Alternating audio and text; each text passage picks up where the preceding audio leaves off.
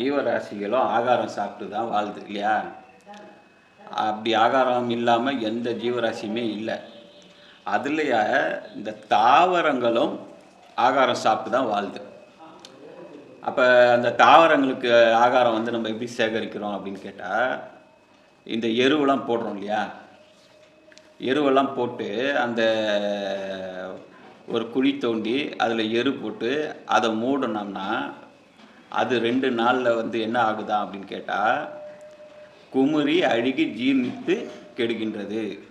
அப்படி ஜீர்ணிக்காவிட்டால் அதற்கு அஜீரணம் என்று சொல்வது. அஜீரணம் என்றால் ஜீரணம் இல்லாமை, அழுகி கெடுகின்றதே ஆகும். அப்படி அழுகி கெடாவிட்டால் பல நோய்கள் உண்டாகும் அப்படின்னு சொல்கிறார். ஜீர்ணிக்கலைன்னா பல நோய் உண்டாகிடும். அப்போ கரெக்டாக அழுகி கெட்டு குமுறி போனால் தான் அதுக்கு பேர் ஜீரணம் அப்படின்னு சொல்கிறார். அப்படி ஜீர்ணிச்சு இருந்தால் அது என்ன ஆகுது அப்படின்னு கேட்டால் அது ஒரு சத்தாக மாறுது அப்படின்னு சொல்கிறார். அப்போ அதில் புழு பூச்சிகள் உண்டாகுதா இல்லையா? ஒரு தாவரங்களுக்கு நம்ம இறகு சேர்க்கும்போது அது அழுகி ஜீர்ணிக்கும் போது அதில் புழு பூச்சிலாம் உண்டாகுது. அப்போ அதில் அக்கினி இருந்துட்டால் அது உண்டாகாதுன்னு சொல்கிறார். ஆனால் அதில் அக்கினி உருவாகுது. எப்படி உருவாகுது அப்படின்னு கேட்டால், இந்த புழுக்கத்தினால ஒரு அக்கினி ஒன்று உண்டாகுது, அதில் ஜீவிகள் வந்து உருவாகுதுன்றாரு. அதான் கேட்குறாரு, அதில் யாராவது ஜீவிகளை எடுத்துகிட்டு வந்து போட்டாங்களான்னு கேட்குறாரு. இப்போ நம்ம எருக்கு என்ன போடுறோம்? நீங்கள் சொன்ன மாதிரி மாட்டு சாணம், இந்த பல இலைகள் தலைகள் இதெல்லாம் கொண்டு வந்து போடுறோம். போட்டு அது ஜீர்ணிக்கும் போது அதில் ஜீவி உண்டாகிடுது. எப்படி உண்டாகுது?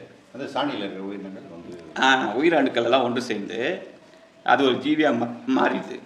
அது என்ன மாதிரி ஜீவ அணுக்கள் அப்படின்னு சொன்னால், அதை தான் அப்பா என்ன சொல்கிறாருன்னா சுக்கிலம் அப்படி சொல்கிறார். வியர்வை, அந்த ஒரு விஷயம் வந்து அழுகி சூடு உண்டாகி இந்த சூட்லேருந்து ஒரு வேர்வை உண்டாகுது இல்லையா? அந்த வேர்வைக்கே சுவேதம் என்று பெயர். அந்த சுவேதமாகும் சுக்கிலம். அந்த சுக்கிலமாகும் அக்கினி சொரூபமான பிரம்மம் சொல்கிறோம். அப்போ நம்ம என்ன நினைக்கிறோம், சுக்கிலம் நமக்கு மட்டும்தான் இருக்குதுன்னு நினைக்கிறோம். சுக்கிலம் பார்த்தா உலகம் முழுக்க தான் இருக்குது. அந்த வேர்வை, அந்த சுவேதம் என்ற ஒரு வேர்வை, அந்த வேர்வைக்கு பேர் சுக்கிலம், அதுக்கு பேர் அக்கினி சொரூபம். அந்த அக்கினி சொரூபம் நமக்குள்ளே இருக்குதுன்னு சொல்கிறார். புரியுதா? இப்போ ஒரு அக்கினின்னா சுடணும் தானே, சுட்டால் தானே அக்கினி.